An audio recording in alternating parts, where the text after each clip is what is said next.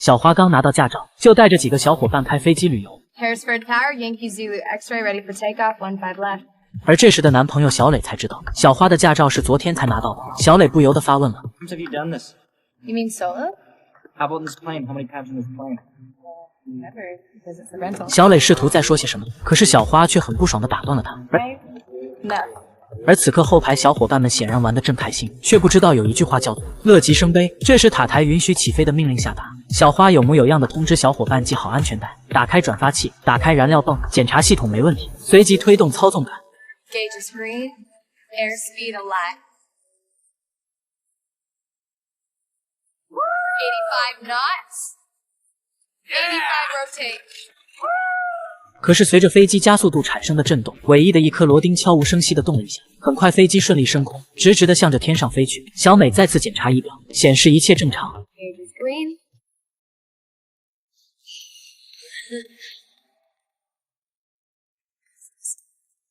可是他们不知道，这注定是一场有去无回的旅程。随即鼓励男朋友说：“不要紧张，你看看其他人多快乐。”只见金发妹正拿着摄像机拍摄，单身狗则在一旁弹着吉他自娱自乐。大胖甚至还喝醉了。眼看一切正常，小磊也逐渐放下了不安。可是没想到，小花此刻一把小磊的手放在了操纵杆上，她试图树立下男朋友的形象。可是这可把醉酒的大胖都惊到了，连忙冲上前说：“大姐，我们可是在天上，你可别开玩笑。”可就在这时，飞机遇到气流，一阵突如其来的颠簸，让小磊的手失去控制，猛地下坠。飞机角度随之改变，直直地向着下方俯冲而去。一片混乱中，小磊的情绪越来越紧张。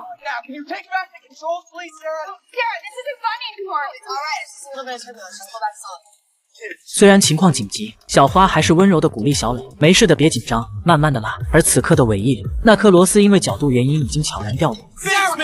眼见要和地面亲密接触，小花这才无奈的一推操纵杆，飞机听话的划过 U 型弧线。随着再次抬升，小伙伴们生气的斥责小花胡闹。可是很快，他们的眼神再次凝固，只见眼前出现了望不到边际的云层，里面似乎还有闪电滚动。于是小花再次一拉操纵杆，拉升飞机，试图以此避开云层。可是谁也没想到，随着抬升，掉落的螺丝也开始在尾翼滚动。在爬升到2万英尺后，小花再次准备操作下降，可是却惊愕地发现，操纵杆此刻失去了控制，真正的危险即将来临。 Supposed to level off or something? I'm trying. What do you mean you're trying? It means I'm trying.